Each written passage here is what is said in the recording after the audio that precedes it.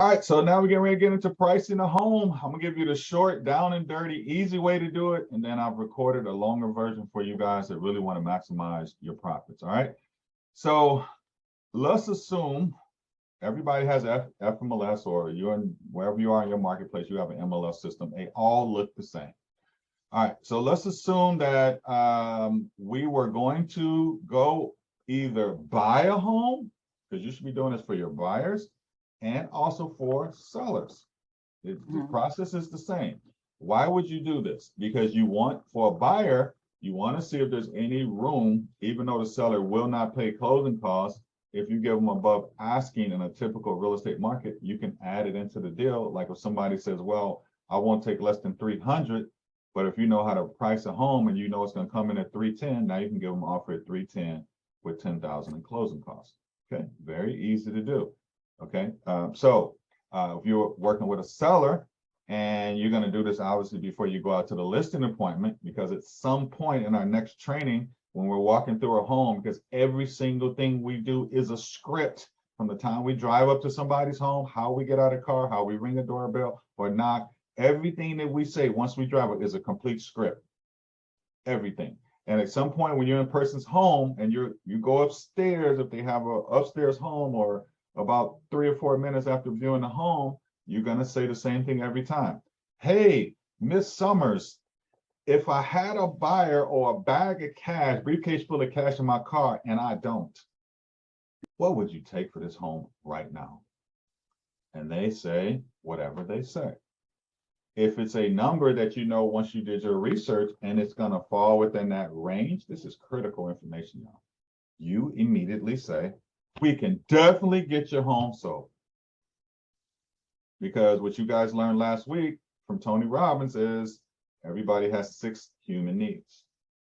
The first need everybody has is certainty. And you want to be certain. When you're a real estate agent, you're a salesperson, yes is always the answer. Yes, we can make it happen. So they give you a number and you did your research and you know the house is going to probably appraise somewhere between 320, 330. And they say, well, if you had cash, I would take, 325.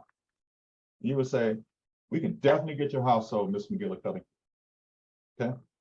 And then if they say a number that's way out of range, if you did your research and says 320 to 330, and they say 450, because you ask the same question, you say, well, how'd you come up with that number? And then you just keep walking through the house.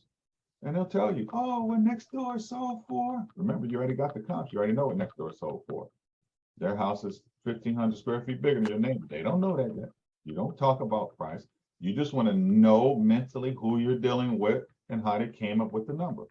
What percentage of sellers want more for their house than what you researched? 100. 100%. You know that walking in. All sellers think their home is worth more. That's okay. So if you know these things before you walk in, like Mr. Andre Smith is already studying his objections because he wants to get ready for battle before he goes in battle. Smart man, right? You already know these things are going to happen. But if their seller, which happens about 60 to 70% of the time, they come up with a realistic number. They say, oh, 325. You know, oh, we get that. This house is sold. Period. Because there's always 3 prices to sell a home, right? Price, condition, what a buyer will pay. Okay. All right. So I already pretty much got ahead of this. So this is how you would quickly price a home. You can do this driving your car. This takes you less than 90 seconds to price this home. Okay. I do it driving sometimes, which I don't advise you to do. You should never drive and price homes. They say drive and text. So I don't know, driving and pricing homes might be legal. I don't know.